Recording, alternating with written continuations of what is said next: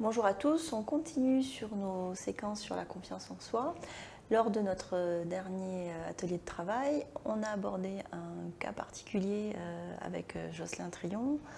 Donc Jocelyn, est-ce que tu peux nous parler du sujet qui a pour toi fait écho au niveau de la notion de confiance en soi? Bonjour.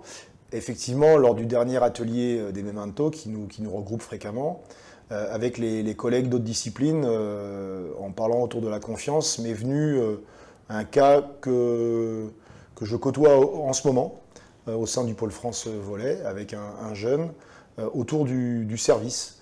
Donc une perte de confiance de sa part, une perte de repère dans cette tâche qui est très, très fermée, qui est fermée temporellement, puisqu'il y a le coup de sifflet et puis il y a 8 secondes pour servir, et puis dans un espace qui est quand même très, très contraint et qui est très stable. Et malgré cela, le joueur aujourd'hui, alors qu'il a déjà fait des bonnes performances, se trouve très en difficulté. Alors il se trouve en difficulté dans quelle situation exactement?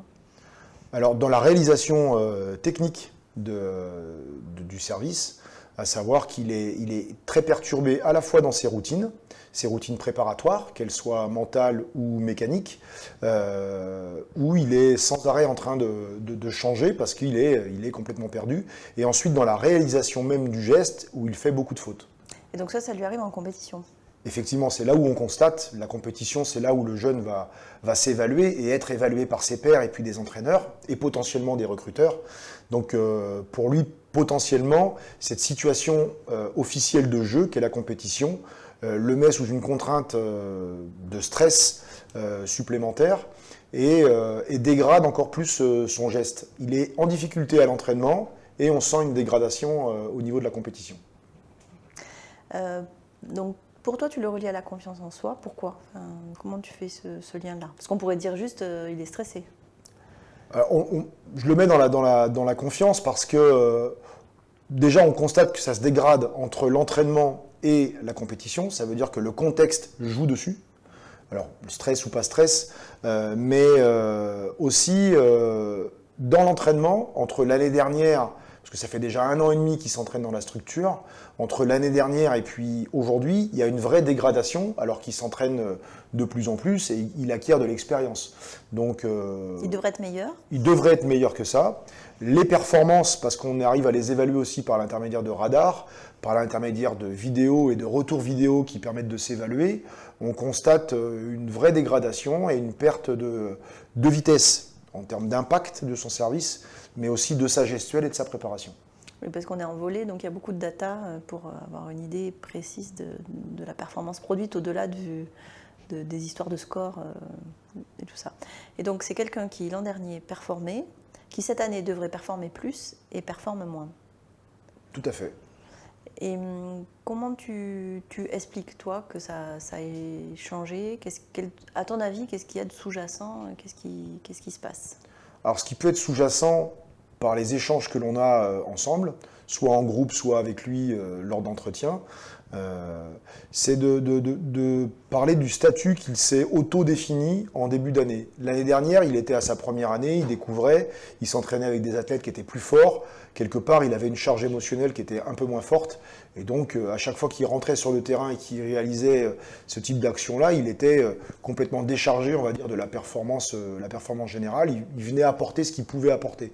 Aujourd'hui, dans un échange avec lui, il nous a dit en tête-à-tête qu'il voulait être un leader de performance. Il voulait à tout prix que cette année soit importante pour lui dans sa performance, parce que c'est une année qui, en cas de dernière année dans la structure, est une année de recrutement.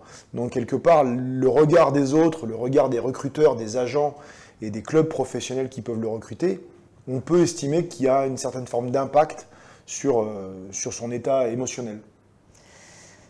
Mais dans ce que tu dis, finalement, quelque part, on pourrait penser qu'il a trop confiance en lui, puisqu'il prétend à un certain statut. Alors, c'est un manque de confiance, un excès de confiance? Comment tu comprends ce qui se joue?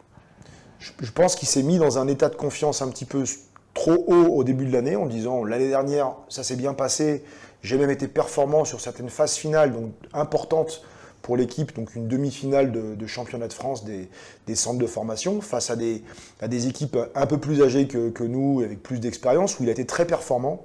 Et donc en revenant cette année, il s'est dit je suis lancé, je suis sur ce niveau-là. Cette année, je veux faire aussi bien, voire viser au-dessus. Et il se rend compte que ça ne se passe pas vraiment comme il le souhaite. Donc il s'est peut-être mis sur un niveau un petit peu trop élevé au début d'année. Et par les premières rencontres, par sa non-performance, ça l'a vraiment dégradé dans son estime de lui autour de ces gestes-là en tout cas. Oui, donc on a un effet d'attente en fait qui vient perturber l'équilibre qu'il avait avant en tout cas. Complètement, ouais. Dans ce que tu dis, on note une dimension de fait chronologique, c'est-à-dire que c'est les résultats d'avant qui provoquent des attentes, qui provoquent des déstabilisations. Pardon. Là, on est sur du temps long. Dans le temps des échanges, tu avais parlé aussi de la chronologie plus courte, sur du temps beaucoup plus immédiat. Sur les services en particulier. Sur les retours que l'on peut faire en direct par rapport à des évaluations ?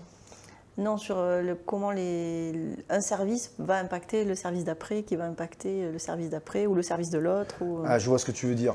C'est-à-dire que dans l'histoire même de la rencontre, le fait de pouvoir commencer par un bon service, on va dire, peut mettre l'athlète dans une forme de confiance en disant aujourd'hui j'y arrive bien.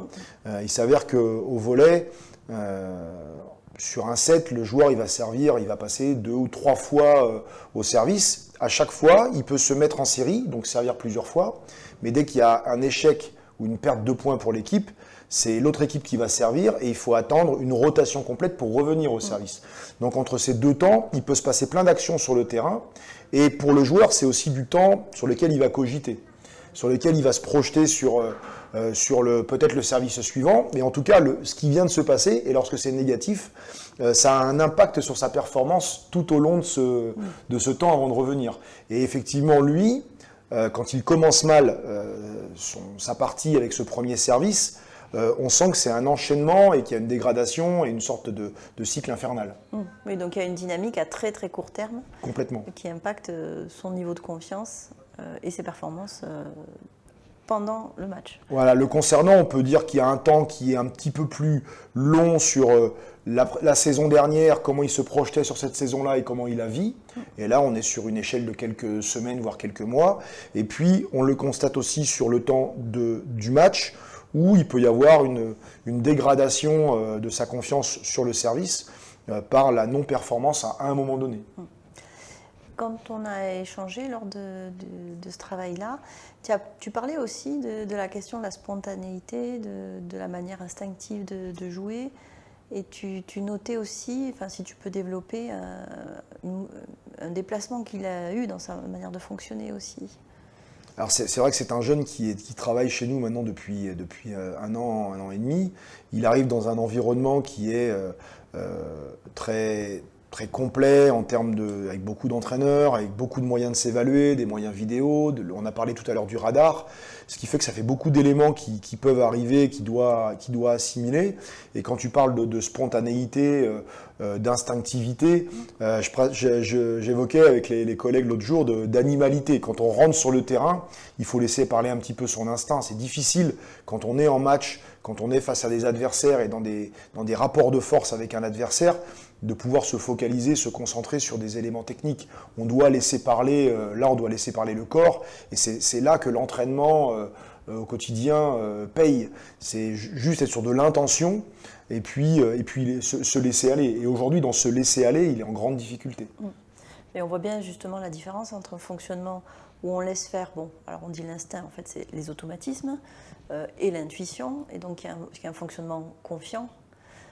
Et l'autre situation, avec le manque de confiance, où on se met à réfléchir, à se centrer sur des aspects, est-ce que je dois faire plus haut, plus fort, plus comme ci, plus comme ça, au lieu de faire juste comme on le sent. Exactement. Donc on a vraiment ces deux modes, un qui est plus automatique et l'autre où on se met à cogiter, à douter, à changer, à prendre aussi c'est toujours étonnant à se dire je vais faire autrement alors qu'on est dans des situations où c'est pas le moment de tout changer en fait.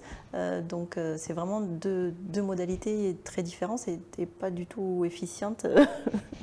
Sur ce coup-là, oui, c'est pour ça qu'on essaie de les placer dans des routines. Au tout début, j'évoquais les routines mécaniques ou les routines mentales, de se donner une intention dans le service avant le début de la réalisation et potentiellement sur la réalisation, d'être focus sur un élément qui peut être le lancer, qui peut être sa hauteur, qui peut être traversé, c'est-à-dire aller vers l'avant, de manière à ce que le cerveau se focalise sur un élément et ne se pose pas 36 questions et viennent un peu parasiter la gestuelle. Donc c'est essayer de trouver ces automatismes-là et essayer aussi par le travail à l'entraînement d'être capable de référencer les types de services que je suis capable de faire. Je peux servir très fort, je peux servir placé, je peux servir moyennement fort et être capable de se dire aujourd'hui, le meilleur service dont je suis capable d'exécuter, c'est celui-là, je vais dans mon meilleur service du moment pour essayer de dédramatiser en disant je ne ferai pas tous les jours, à chaque instant, le meilleur service en termes de vitesse, en termes d'impact, en termes de zone. Être capable de bouger les curseurs. Et ça, c'est super important, enfin, surtout dans ces situations très fermées. On va avoir la même chose dans plein d'autres sports, service au tennis évidemment, mais on va l'avoir aussi dans les habiletés complètement fermées. Les tireurs, par exemple, ça va être très complexe parce qu'ils vont avoir vraiment souvent comme standard le tir parfait. Et en fait, si on cherche à faire le tir parfait à chaque fois, ça ne marche pas, justement. Et il faut avoir cette batterie de possibilités en se disant je peux faire autre chose que ça. C'est la capacité du joueur à chaque instant de pouvoir jouer sur les différents curseurs de modalités de service en l'occurrence pour pouvoir être le plus efficient possible à l'instant T. Je ne serai pas toujours à mon meilleur niveau. Ma forme physique va varier, mon état psychologique du moment va varier, l'environnement aussi va varier, je suis à domicile ou à l'extérieur, beaucoup de monde ou pas beaucoup de monde, il y a des entraîneurs qui viennent ou pas, il y a du public, donc il y a tout un environnement qui va faire que malgré la tâche qui est très fermée, la situation elle est toujours la même, que ce soit à l'entraînement ou en match, le ballon il est le même, le temps il est le même, et ben je peux être perturbé par des éléments autres. Bon, merci beaucoup Jocelyn pour ce retour. On reviendra sur le sujet en parlant des remédiations, y compris avec les autres collègues. Donc à bientôt pour la suite. Au revoir.